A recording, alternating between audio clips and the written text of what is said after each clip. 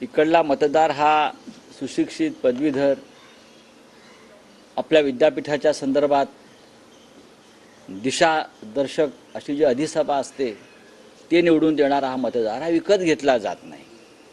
आणि जेथे मतदार विकत घेतला जाऊ शकत नाही तेथे मिंदे असतील, अजित पवार असतील किंवा फडणवीस असतील हे निवडणुका घेण्यास घाबरतात।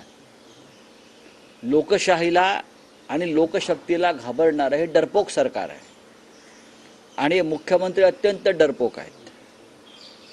पैशाची ताकद ही लोकशाहीची ताकद नाही आणि म्हणूनच निवडणुकीला 24 तास असताना सिनेटची निवडणूक आपण 100% हारतो याची खात्री पटल्यावर, भीती वाटल्यावर निवडणूक रद्द केली। पण मुंबईच्या उच्च न्यायालयानं त्यांना चपराक लावली आणि निवडणुकांचा मार्ग मोकळा केला। तरीही मी असं ऐकतोय की मुंबई विद्यापीठातले जे काही प्रशासन आहे ते कोर्टात जाऊन आजही या निवडणुकीला स्थगिती घेण्याचा प्रयत्न करतायत। याचा अर्थ विद्यापीठावर राजकीय दबाव आहे। हा दबाव जसा सरकारचा आहे तसा ज्या विचारांचे कुलगुरू किंवा इतर अधिकारी त्या विद्यापीठात बसलेले आहेत त्यांच्या मदर बॉडीचा हा दबाव आहे। ते काही असलं तरी मुंबई हायकोर्टाच्या निकालानंतर निवडणुका सुरळीत पार पडतील आणि सर्वच्या सर्व जागा ही शिवसेना म्हणजे युवा सेनेचे आमचे लोक जिंकतील याच्याविषयी आमच्या मनात शंका नाही। अशाच पद्धतीनं त्यांनी मुंबई महानगरपालिकेच्या निवडणुका टाळलेल्या आहेत। जे मुंबईसह 14 महानगरपालिका 3 वर्ष निवडणुका हे सरकार घेत नाही।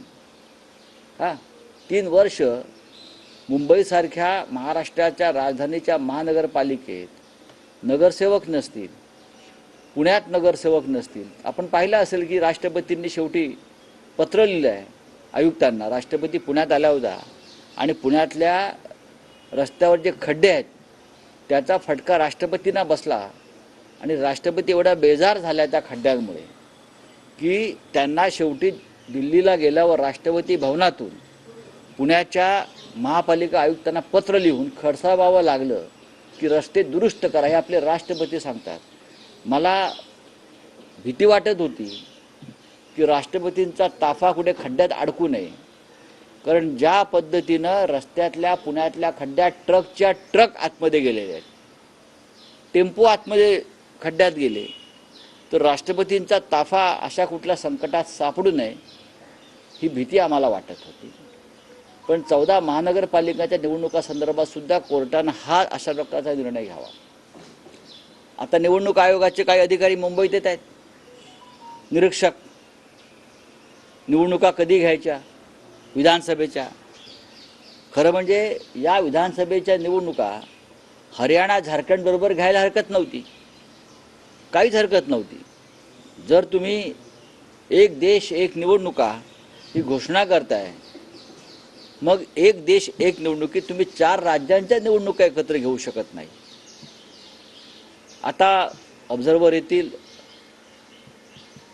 पडद्याआड राजकीय चर्चा करतील आणि मग इकडल्या सरकारला ज्या पद्धतीने आणि ज्या तारखेला निवडणुका हव्यात आणि जे शेड्यूल हवे ते ठरवतील। बाकी काय याच्यामध्ये नवीन घडेल असं मला वाटत नाही। बोला सर, 3 टर्म जे निवडणुका आहेत त्या हरियाणा सोबत महाराष्ट्राच्या लागलेल्या पाहायला मिळाल्या, मात्र यावेळेस मात्र महाराष्ट्राची भीती, प्रचंड भीती। ज्यासाठी सिनेटच्या निवडणुका ढकलल्या त्याच भीतीपोटी महाराष्ट्रातल्या विधानसभेच्या निवडणुकाची टाळमटाळ करतायत। त्यासाठी मुंबई महानगरपालिकेसह 14 महानगरपालिकांच्या निवडणुका हे घेत नाही आहेत। हे अत्यंत डरपोक सरकार आहे, भेदरड सरकार आहे।